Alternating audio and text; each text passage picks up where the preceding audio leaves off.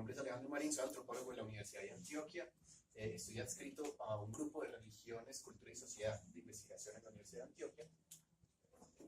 Y en él pues, he desarrollado unas investigaciones más de carácter independiente, o sea, por mi cuenta, sin financiación universitaria, pero que siguen estando adscritas al grupo.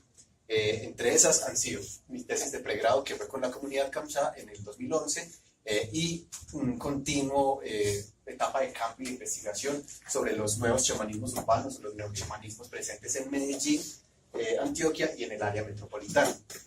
Un poco la versión pues, de esta va a ser un poquito como el indígena para que podamos como, dialogar un poco.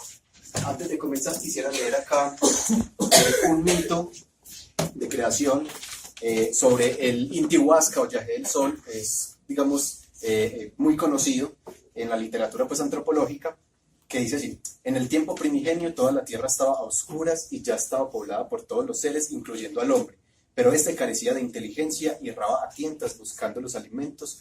Realizando esta tarea, tropezaron con el bejuco del Yajé, lo partieron justo por la mitad y les dieron a probar a las mujeres y tuvieron la menstruación. Cuando los hombres lo probaron, se quedaron extasiados, viendo cómo el pedazo que les sobró empezó a crecer y a trepar hacia el cielo. Poco a poco las sombras tomaron contorno y las siluetas empezaron a cobrar pequeños destellos, y en el fondo del cielo vieron que el Yajé penetraba una flor inmensa de borrachero, que al ser fecundada se transformó en el sol. De allí bajaron los hombres del sol, cada uno tocando una melodía distinta con sus flautas y tambores, y cada melodía se transformó en un color distinto. Cuando llegaron a la tierra se dispersaron y cada uno depositó la luz y el color en cada ser, y cuando el mundo estuvo iluminado, toda esa sinfonía de colores y música hizo brotar el entendimiento de los hombres, creándose la inteligencia y el lenguaje. Desde entonces los curacas usan el Yajé porque así se ve el mundo como es, y la inteligencia se expande haciéndose todo claro y armónico en el espíritu del curaca. Quería comenzar con ese mito de origen porque muchas de las cosas que voy a conversar están, digamos, explícitas ahí, en ese mito, en esa narrativa que es un exquisito lenguaje mitopoético de lo que son las visiones del Yajé. Yo me quiero centrar un poquito en lo que Juan ahorita tal vez no lo hizo, que es precisamente en la fenomenología de los estados modificados de conciencia, partir desde allí para comenzar a ver qué son estos procesos de mitopoiesis y este proceso de decolonización que está también como en veremos. Bueno, muy rápidamente por este lado, porque seguramente muchos ya hemos, digamos, abordado el tema, esta singular preparación farmacológica de, digamos, un alto contenido de alcaloides psicotrópicos tiene un efecto a nivel neurológico. Ahorita se está, digamos, explicando y haciendo muchos estudios desde las neurociencias que están permitiendo saber cómo actúa el Yajé o la ayahuasca en el cerebro, y eso está empezando a dar muchas, digamos, respuestas, por ejemplo, a nivel psicoterapéutico. Pero digamos que a nivel general podemos decir que estimula ciertas áreas del cerebro que están relacionadas con la memoria emocional, la toma de decisiones, el procesamiento de información, el pensamiento lógico-analítico, la percepción sensorial, ¿sí? Pero más que eso, yo quisiera pues como hacer una especie de clasificación o de tipología, adentrándome un poco como en la fenomenología de los estados modificados de conciencia que el Yajé puede llegar a producir, digamos, en sus experiencias más cumbres, porque, digamos, son muy diversas también. Y básicamente las he catalogado en dos: estados holotrópicos de conciencia. Holotrópicos, un concepto acuñado por Stanislav Grof de la psicología transpersonal, que básicamente quiere decir que son experiencias que tienden al todo, ¿cierto? Diluyen la dualidad fundamental, sobre todo en la modernidad, colonialidad del sujeto-objeto, para dar, digamos, una unidad, una trascendencia de ese ego que hemos construido, una pérdida del tiempo y el espacio, experiencias de carácter luminosas y sagradas, inefabilidad. No se puede transmitir toda esta experiencia por medio del lenguaje discursivo y de la razón, y una emergencia y una floración de imágenes arquetípicas constantes.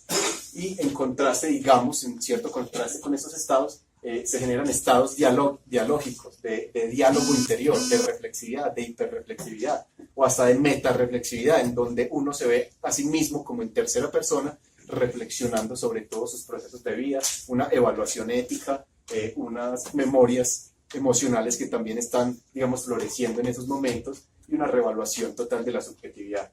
Entonces, a partir de esto, digamos que el efecto del Yajé, lo que, digamos, planteo, yo lo que estoy acá, digamos, es atreviéndome a hacer una reflexión teórica a partir de las observaciones obtenidas en campo, planteo que es una especie de estado de mitopoiesis, un proceso dinámico de creación de sentido y de significado a partir de lenguajes sensibles, de lenguajes corporales, olfativos, táctiles, gustativos, auditivos, que son un instrumento fundamental para construir sentido y realidad.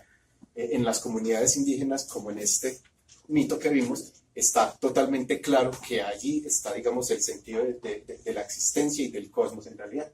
Entonces la mitopoiesis vendría a ser ese proceso de creación de sentido. Continúen. Bueno, ahora localizándonos un poquito más geográficamente, el Yagé y el chamanismo Kamsha. Los Kamsha son una población que han vivido milenariamente, no se ha rastreado desde cuándo. Ellos siempre han sido del Valle del Sibundoy. Pasemos a la próxima foto. Del Valle de Sibundoy al suroccidente colombiano, en el Alto Putumayo, en toda, digamos, una zona límite y de frontera fluida y de corredores fluidos constantes entre lo que son los Andes y el piedemonte amazónico y la llanura selvática. La comunidad Kamsha se denominan a sí mismos como Kamsha Villa, Kamsha Yensa, que significa hombres de aquí con lengua y pensamiento propio.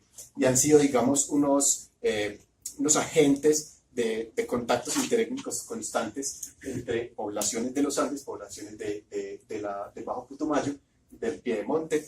Han aprendido todo un complejo ritualístico, ceremonial, unos saberes que vienen de ambos lados y los han sintetizado. Entonces, dentro de ellos existe, digamos, una ecocosmología, atreviéndome, digamos, a tomar el concepto de Kak-Arem, que es una relación un poco como decía la compañera sobre el animismo de los mazatecas, es una relación que es de continuidad y de contigüidad entre el orden natural y cultural, en donde los humanos nos podemos comunicar con las entidades naturales, con los ríos, con los animales, con las plantas, y ellos tienen espíritu, tienen dueños, son gente, y asimismo pueden transmitirnos conocimientos. Entonces, digamos que los Kamsha, pasemos a la próxima foto, han heredado todo este sistema a partir de un circuito precolombino, ceremonial y comercial, en el que va desde el río San Miguel, según lo ha rastreado María Clemencia Ramírez pues, en su libro Frontera Fluida, entre Andes y Selva, desde el río San Miguel, en el sur, en Ecuador y en la frontera Ecuador-Putumayo, Colombia, hasta San Agustín, con una serie de circuitos y de caminos de trocha y vías fluviales, en donde incluso, por ejemplo, en el Sibundoy se han encontrado estatuillas con unas figuras antropomórficas muy similares a los monolitos de San Agustín, lo que nos está hablando, digamos, de todo un complejo chamanístico y que, digamos, el yagé es central en toda esta dinámica interna. Entonces, como les hablaba, la ecocosmología, digamos, sería esa reapropiación o esa apropiación de los chamanismos Kamsha, para hacer también, digamos, alusión, dentro de la comunidad Kamsha, el hombre medicina o el médico tradicional es llamado Tatsemboa. Pasemos a la próxima foto. Y básicamente hay un concepto fundamental que se utiliza dentro del sistema endomédico Kamsha, que es el de las pintas. Las pintas son las manifestaciones del mundo tal y como es, como lo que estamos describiendo en el mito anterior. Las pintas son descritas como un flujo de energía, como hilos y haces de luz, de color y de sonido, que componen todas las cosas que existen, desde los cuerpos humanos hasta los minerales, hasta el mundo vegetal y hasta los animales. Digamos, esta esencia de las cosas son las que le permiten al Datsemboa aprender a comunicarse con ese mundo otro, con ese mundo espiritual que siempre está ahí, que además no es que esté separado, sino que siempre está ahí, solo que no lo podemos ver a veces con nuestros ojos, comunicarse y aprender a partir de él. Por ello hay, digamos, un proceso de aprendizaje muy, muy interesante, que es el de pintar la sangre. Pintar la sangre es un proceso en el cual desde que se selecciona o desde que una persona trae, digamos, unas ganas, un deseo de ser médico tradicional, que puede ser tanto por herencia, se ve mucho por herencia, los familiares, los padres le heredan a sus hijos, a algunos hijos, no a todos tampoco, como ese don de curar. Pero también hay otras personas que tienen las experiencias y deciden que ese va a ser su rol dentro de la comunidad. Y para poder serlo tienen que pintar su sangre, tienen que pasar toda la experiencia del yagé en su cuerpo y tienen que interiorizarla. Y hay dos conceptos pues como fundamentales que se siguen utilizando dentro de la comunidad, que me los explicaba precisamente el taita Pedro Ágreda, que tenemos acá en la fotografía, que son el curiyactu o el yactu, que son haces de luces y de colores que brotan de la frente del chamán y que son, digamos, asociados a la sabiduría, al conocimiento, y que se manifiestan en las coronas de plumas a veces. Y el jaguar, que es el carisma o el poder que el chamán tiene, el taita, el datsembo, tiene para curar e incluso para convertirse en tigre. El taita Pedro me decía que, por ejemplo, esto ya está muy perdido y uno de los componentes que ha hecho que esto se empiece a perder es, por un lado, pues, digamos, toda la arremetida de la modernidad, colonialidad, sobre todo en los jóvenes.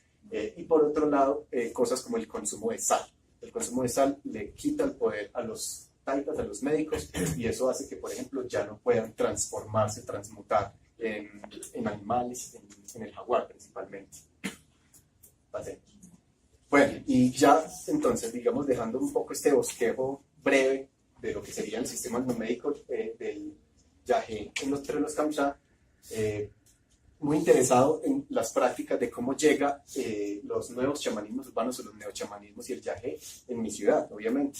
Y me di cuenta que fue a principios de los 90, en donde hubo, digamos, toda una serie de resignificación, sobre todo por el bicentenario de la conquista española y del descubrimiento de América, en donde muchos grupos de académicos, de artistas, de jóvenes, de literatos, comenzaron, digamos, a proponer como una visión alternativa de esa celebración, ¿cierto? O sea, es que no estamos celebrando nada, en realidad estamos conmemorando un genocidio, un etnocidio y de todo. Entonces, a partir de eso se empezaron a generar muchos movimientos en muchas partes de Latinoamérica. En Ecuador también se vivenció esto. Y a partir de allí, digamos, comenzó a aflorar lo que podríamos decir los neochamanismos urbanos. Ya en los 80 habían llegado taitas, habían llegado médicos tradicionales a ofrecer el yagé, pero digamos en espacios muy, muy cerrados y muy desconocidos. En los 90 comienza ya el movimiento a tomar fuerza. Entonces, situémonos geográficamente, ahora en el noroccidente colombiano, en Antioquia, departamento de Antioquia, Medellín y el Valle de Aburrá. Medellín es pues, una zona industrial urbana, pero con unos corregimientos. El 70% de Medellín es rural, es campo, y aparte de eso, el Valle de Aburrá son otra serie de municipios aledaños que tienen digamos, muchas veredas y mucho espacio de campo abierto, en donde comenzó a hacer, digamos, esa reapropiación de los espacios. Pasemos, bueno. A partir de esto, entonces comienzan a llegar desde muy diversos lugares. Llegaron taitas del Bajo Putumayo, de la comunidad Aguá. Esta es una maloca llamada Incalaguá, de un taita que lleva aproximadamente 15 años en la ciudad ya asentado. Él cocina su propio yagé, baja al Putumayo, lo cocina, lo cosecha, lo cocina y lo sube y lo reparte.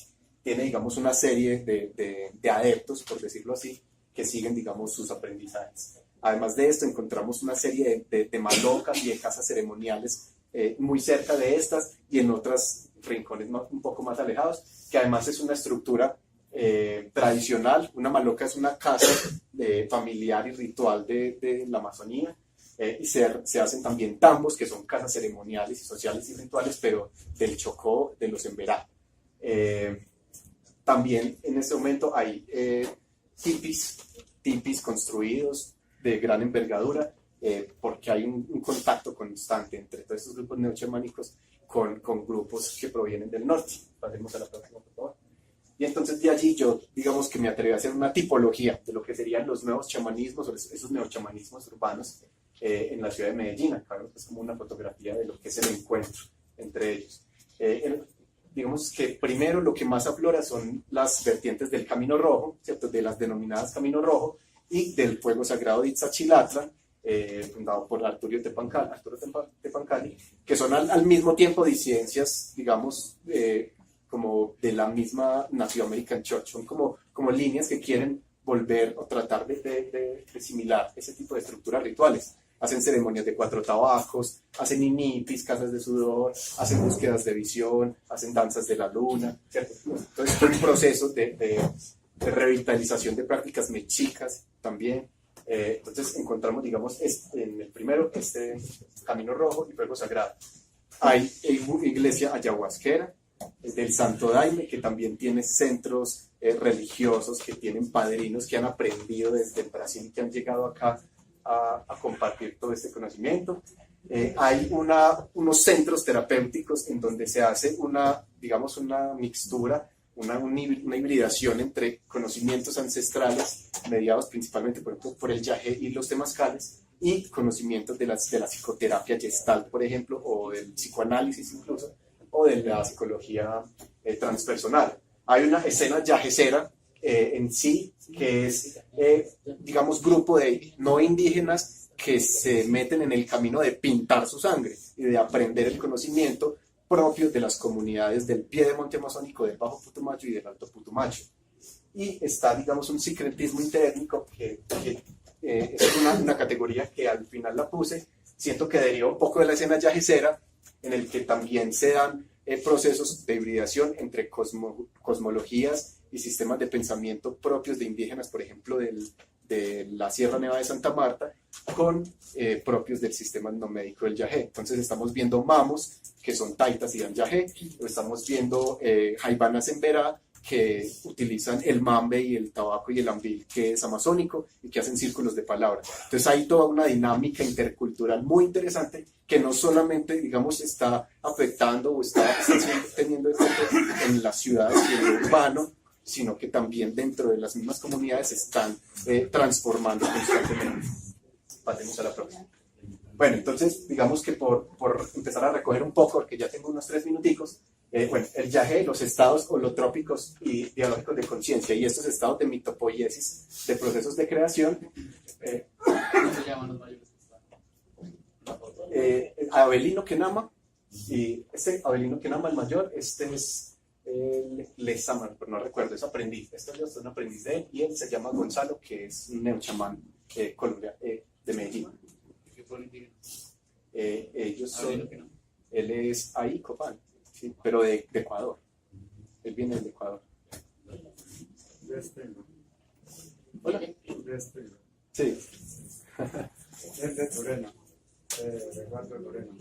Ah. Bueno, entonces, como decía, el yagé, estos estados modificados de conciencia, holotrópicos y dialógicos, que digamos tienen unas bases neurofisiológicas, y yo quiero recalcar esto porque, digamos, tenemos una estructura cerebral similar y son unos alcaloides que funcionan y tienen unas actividades cerebrales, digamos, generales en todas las personas. Digamos, devienen como un mecanismo de dinamización de imaginarios, de entrecruce de saberes, que podría en algún momento llegar, digamos, a propiciar, pasemos porfa a la próxima, lo que sería una decolonización del pensamiento.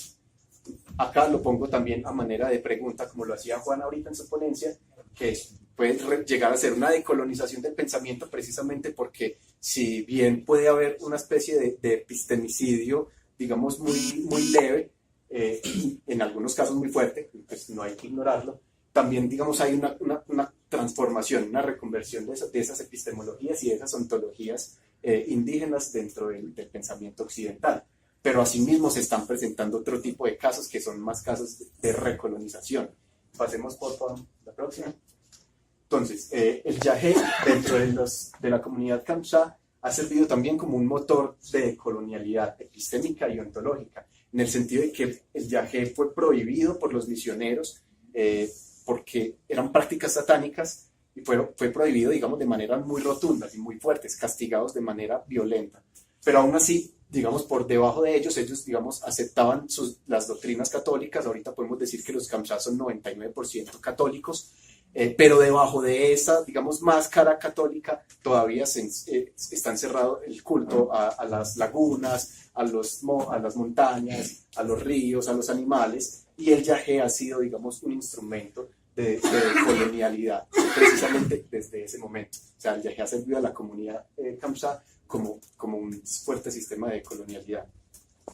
Pasemos a la próxima.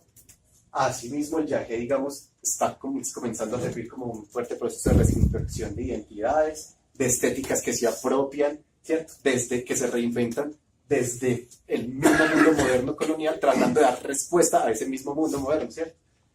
Y pasemos a la próxima, por favor.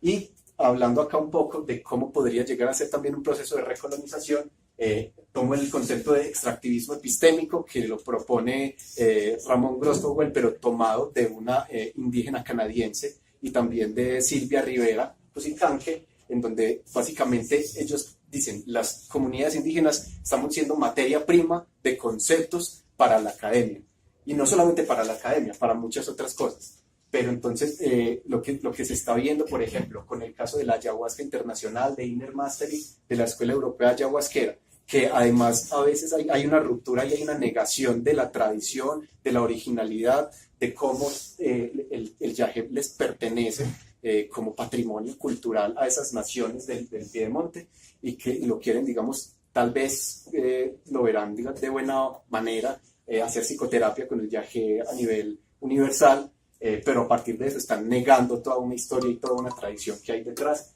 lo que está contribuyendo a un extractivismo epistémico total. Y ya para cerrar, pasemos a la próxima, básicamente sería esto: un diálogo intercultural que los nuevos chamanismos urbanos están promoviendo, y el yagé, digamos, es un motor de ese mismo diálogo intercultural, una construcción de nuevas subjetividades pluriversales, aprendiendo otras ontologías, y que esto tal vez nos pueda empezar a encauzar, a pesar de los neocolonialismos o recolonización imaginarios, hacia un mundo de la transmodernidad, como lo habla Enrique Dussel, en donde una nueva época de la humanidad, en donde los saberes propios y locales comienzan, digamos, a emerger y a tener mucha más valía dentro del mundo. Muchas gracias. Eso es todo.